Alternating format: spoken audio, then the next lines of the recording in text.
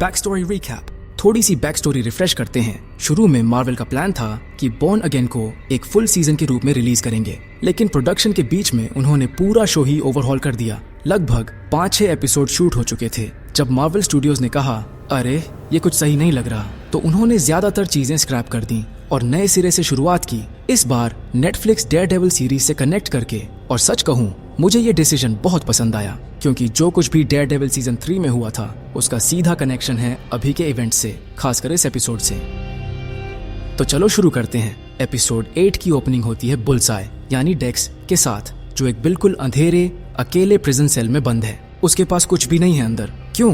क्योंकि ये बंदा लिटरली किसी भी चीज को हथियार बना सकता है। आगे जाकर हम देखते हैं कि वो अपना दांत तक वेपन के रूप में इस्तेमाल करता है। हाँ, इतना डेंजरस है ये। फिर गार्ड्स आते हैं और कहते हैं कि उसको शिफ्ट किया जा रहा है। डेक्स कंफ्यूज हो जाता है, थोड़ी सी घबराहट भी होती है। वो पूछता है मुझे कहाँ ले जा रहे हो? जवाब आता है जनरल पॉपुलेशन में। डेक्स को तुरंत समझ आ जाता है कि कुछ गलत है। वो बोलता है मुझे यहाँ नहीं होना चाहिए। और यहाँ ट्विस्ट आता है जो हमें बाद में पता चलता है कि उसका वानेसा के साथ एक डील था। जेन पॉप में जाने से पहले एक गार्ड उसे कहता है वेलकम टू योर न्यू डेक्स। डेक्स विरोध करने की कोशिश करता है, बोलता है नहीं, मुझे कहाँ गया था। फिर रुक जाता है। वो वनेसा की बात कर रहा था, लेकिन ऑब्वियसली उसका नाम नहीं ले सकता। इधर मैट को ये सब किर्स्टन से पता चलता है, जो उससे बताती है कि मेयर फिस्क यानी किंगपिन ने बुल्सआई को शिफ्ट करवाया है। मैट के लिए ये एक क्लियर सिग्नल है। किंगपिन चाहता है कि बुल्सआई मर जाए। जब तक डेक्स अकेले सेल में था वो सेफ था, लेकिन अब जीएन पॉप में ये तो खुल्लम खुल्ला हिट है। और यहाँ बड़ा ट्विस्ट आता है। बुल्सआई चाहता है मैट से मिलना। अब मैट का पहला रिएक्शन, वो बुल्सआई के आसपास भी नहीं जाना चाहता, लेकिन फिर वो जोजीज बार जाता है। जोजी उसको अंदर लेती है और चेरी वहां आ जाता है। वो लोग फॉगी के मरने वाली रात की बात करते हैं और जोजी मैट को बताती है कि फॉगी ओमिलेंस पी रहा था। ये सुनते ही मैट रुक जाता है, क्योंकि ओमिलेंस का मतलब कुछ खास था। फ्लैशबैक में जाते हैं। जब मैट और फॉगी लॉ स्कूल से ग्रेजुएट हुए थे, तब उन्होंने अपनी सारी सेविंग्स मिलाकर एक बॉटल ओमिलेंस खरीदी थी। मैट ने ये बात सीजन के शुरू में हेदर के साथ भी शेयर की थी। तो अगर फॉगी उस रात ओमिलेंस पी रहा था, इसका मतलब है वो कुछ बड़ा सेलिब्रेट कर रहा था। ये एक छोटी सी डिटेल मैट के लिए सब कुछ बदल देती है। उसे रियलाइज होता है कि फॉगी बस ऐसे ही ड्रिंक नहीं कर रहा था, वो जीत का जश्न मना रहा था। और किसकी वजह से? केस जीतने की। वो केस जो वनेसा के लिए बुरा साबित हो सकता था। हमें पता है कि फॉगी को एक्चुअली वनेसा ने मरवाया था, लेकिन मैट को अभी ये नहीं पता। जो वो समझता है ये एक सोचा समझा प्लान था। उसके दिमाग में किंगपिन ने फॉगी को इसलिए मरवाया ताकि वो टेस्टिफाई न कर सके, ताकि केस फिस्क के एम्पायर को न गिरा सके। तो मैट बुल्सआई से मिलने प्रिजन जाता है और शुरू से ही वहां टेंशन है। मैट को डेक्स के साथ एक ही रूम में रहना भी गवारा नहीं। ना उसकी आवाज सुनना चाहता है, ना उसको देखना चाहता है। लेकिन डेक्स डेस्परेट है। वो मैट से सीधे बोलता है मैं अपनी जिंदगी के लिए बार्गेन कर रहा हूँ। उसे पता है कि किंगपिन ने उसको मरवाने के लिए शिफ्ट करवाया है और वो गलत नहीं है। एक मोमेंट आता है जहां डेक्स अपना सर टेबल पे बार बार मारने लगता है, इतना जोर से कि उसकी खाल फट जाती है। बहुत ब्रूटल सीन है ये। और क्या, इससे उसको जीन पॉप से टेम्पोररीली निकाल दिया जाता है। तो टेक्निकली मैट ने उसकी हेल्प कर दी, सिर्फ वहां जाकर। लेकिन क्या मैट ने यह जानबूझकर किया होता? शायद नहीं। और अब उसको इन्फर्मरी ले जाया जा रहा है। वो एक चेयर पे बंधा हुआ है स्ट्रैप्स के साथ। यहाँ से चीजें एकदम पागलपन वाली हो जाती हैं। एक गार्ड उसके रिस्ट्रेंट्स खोलने लगता है, हाथ में चाबी लेकर। और तभी हमें पता चलता है कि डेक्स अपनी सर्वाइवल के लिए कहाँ तक जा सकता है। उसने अपना एक दांत निकाल लिया। हाँ, थोड़ी देर के लिए सोचो, चाहे वो टेबल पे सिर मारने से लूज हुआ हो या नहीं, इस बंदे ने अपने हाथों से अपना दांत उखाड़ दिया और क्लासिक बुल्सआई स्टाइल में उसने उस दांत को हथियार बना दिया। वो अपना दांत गार्ड की आंख में थूक देता है और किस्मत भी उसके साथ थी। गार्ड ने उसका एक हाथ पहले ही खोल दिया था। डेक्स के लिए इतना ही काफी था। डेक्स को एक पेयर ऑफ सिजर्स दिखती है, वो उसे तोड़ देता है और एकदम उसके पास थ्रोइंग नाइफ्स तैयार। चंद सेकंड में गार्ड मारा गया। डॉक्टर भी, कोई हेजिटेशन नहीं, बस सर्जिकल प्रिसीजन। वो गार्ड का यूनिफॉर्म छीन लेता है, डिस्गाइज बनाता है और बस ऐसे ही बुल्सआई प्रिजन से एस्केप कर जाता है। अब सीन शिफ्ट होती है एक ब्लैक टाई इवेंट पर, जिसको होस्ट कर रहा है और कौन? मेयर विल्सन फिस्क खुद। ये पूरी पार्टी, ये कोई सेलिब्रेशन नहीं है, ये एक बड़ा सेटअप है। किंगपिन इस पार्टी का इस्तेमाल कर रहा है न्यूयॉर्क के सबसे बड़े अमीर लोगों को ब्लैकमेल करने के लिए। लेकिन तभी बक को एक कॉल आता है प्रिजन से। उसका पहला सवाल, प्लीज बताओ वो मर गया। लेकिन नहीं, ना सिर्फ डेक्स मरा नहीं, बल्कि वो भाग भी गया। बक का चेहरा लटक जाता है। वो तुरंत फिस्क और वनेसा को ये खबर देने भागता है और यहाँ से चीजें बहुत दिलचस्प हो जाती हैं। जब वो खबर देता है, ध्यान दो कि बक बार बार फिस्क और वनेसा की तरफ देख रहा है। ये छोटी सी डिटेल ये सब कुछ है, क्योंकि हाँ, टेक्निकली फिस्क ने ही बुल्सआई को शिफ्ट करवाया था, लेकिन असल में ये उसका आइडिया नहीं था, ये वनेसा का मूव था। वेनेसा ने बुल्सआई को एक लूस एंड के रूप में देखा, एक प्रॉब्लम जो खत्म होनी चाहिए थी, और अब ये प्रॉब्लम अब आजाद है, बाहर घूम रहा है। थोड़ी देर बाद वेनेसा फिस्क से कहती है, मुझे तुमसे कुछ बताना है। और उसी वक्त मैट, जो पहले से ही इस इवेंट पर है, सब कुछ सुन रहा है। अपनी एनहांस्ड हियरिंग के साथ वो हर बात कैच कर लेता है। उसे एहसास होता है फॉगी का मर्डर फिस्क ने नहीं करवाया, ये वेनेसा थी। उसने बुल्सआई को फॉगी को मारने के लिए हायर किया था। जब मैट डाइनर में किंगपिन से मिला था और फिस्क ने कहा था, मैंने अपना प्रॉमिस रखा, वो वादा जिसमें उसने कहा था कि वो कैरन या फॉगी को नहीं छुएगा, वो सच बोल रहा था।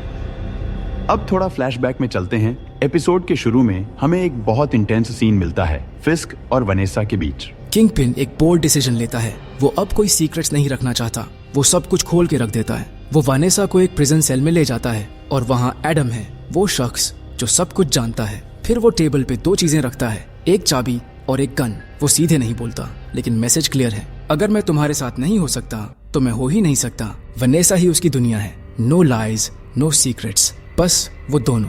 और ये मोमेंट्स, ये उनके ट्विस्टेड बॉन्ड को फिर से इग्नाइट कर देता है। वनेसा को फिर से वो पुराना किंगपिन दिखाई देता है जिससे उसे प्यार हुआ था। वो ब्रूटल, कैलकुलेटिंग मॉब बॉस जो मेयर के सूट के पीछे छुपा है, और वो इसे पूरी तरह एम्ब्रेस करती है। वो एडम को मार देती है वहीं उसी वक्त, और अपनी जगह उसके साथ न सिर्फ उसकी वाइफ के रूप में बल्कि उसकी पार्टनर इन पावर के रूप में सील कर देती है। फिस्क वादा करता है कि वो उसे कभी छोड़ के नहीं जाएगा। वो एक बार फिर से किंगपिन बन चुका है और अब वो पहले से भी ज्यादा डेंजरस है। वो सबको ब्लैकमेल कर रहा है, पॉलिटिशियंस, बिजनेसमैन और एक familiar face from the comics, swordsman. हाँ, वही सोर्ड्समैन। और किंगपिन को उसके बारे में सब कुछ पता है, जो हमें एक और क्रूशियल मोमेंट पे ले आता है। बक हेदर के घर पहुंचता है जहां मैट उसे छुपा रहा था। मैट तुरंत पूछता है, तुम्हें कैसे पता वो यहाँ है? और बक थोड़ा कूल बनने की कोशिश करता है, कहता है मेयर को अपने पसंदीदा सिटीजन्स पे नजर रखना पसंद है। लेकिन इसके पीछे का सबटेक्स्ट एकदम लाउड एंड क्लियर है। किंगपिन को सब कुछ पता है, खासकर मैट मर्डॉक के बारे में। उसे पता है कि हेदर मैट की गर्लफ्रेंड है।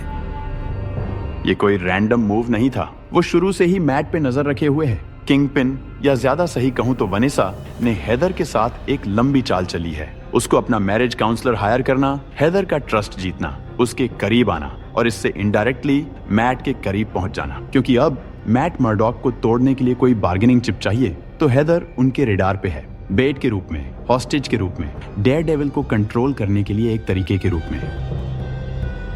चीफ गैलो, जो पुलिस का हेड है, उसकी भी कोई अथॉरिटी नहीं बची। एंटी विजिलेंटी टास्क फोर्स अब उसके कंट्रोल में नहीं है, वो सिर्फ किंगपिन के ऑर्डर्स सुनती है। और ये बात साफ दिखाई देती है जब पावल, फिस्क का एक करप्ट ऑफिसर, इवेंट पे किंगपिन की फोटोज खींचने वाले एक वेटर को पकड़ता है। गैलो के सामने ही वो वेटर का हाथ एक गरम ग्रीस के बोल में दबा देता है। ब्रूटल सीन है। और जब गैलो अपनी अथॉरिटी दिखाने की कोशिश करता है, पावल उसके चेहरे पे वही ग्रीस फेंक देता है और ठंडे अंदाज में कहता है, ये असॉल्ट था, और अगर तुम्हें अभी तक समझ नहीं आया, मैं अब तुम्हारा हुक्म नहीं मानता। किंगपिन ने टास्क फोर्स पे पूरा कब्जा कर लिया है, सब उसके हाथ में है। पावल अपने टैक्टिक्स के साथ बीबी तक पहुंचता है, वो जर्नलिस्ट जो पहले ही किंगपिन के ब्लैकमेल का शिकार बन चुका है, डैनियल के थ्रू। अभी सब लोग फिस्क के कंट्रोल में नहीं आए हैं। गैलो और बीबी लगता है वो कुछ समझ रहे हैं, शायद एक प्लान भी बना रहे हैं पुश बैक करने का। और उसी मोमेंट में बुल्सआई वापस आता है, हाथ में गन, शूट करने को तैयार। मैट गन लोड होने की आवाज सुनता है और बिना सोचे वो गोली के सामने कूद जाता है। वो विल्सन फिस्क को बचा लेता है। अब सवाल ये है, उसने ऐसा क्यों किया? ये मैट का वो कैथलिक साइड है, ये मैट मर्डॉक है, मास्क के पीछे का इंसान जो अभी भी रिडेम्पशन में बिलीव करता है, जो अभी भी उम्मीद रखता है कि जस्टिस जीत सकता है। उसके पास हर वजह थी फिस्क को ना बचाने की। बुल्सआई को ट्रिगर पुल करने देना सब कुछ सॉल्व कर देता। नो मोर किंगपिन, नो मोर करप्शन, बस वनेसा से निपटना बाकी रहता। लेकिन मैट कोई किलर नहीं है, वो सेकंड चांसेस में यकीन रखता है और उस मोमेंट में किंगपिन के सारे गुनाह जानते हुए भी वो सही चीज करना चुनता है।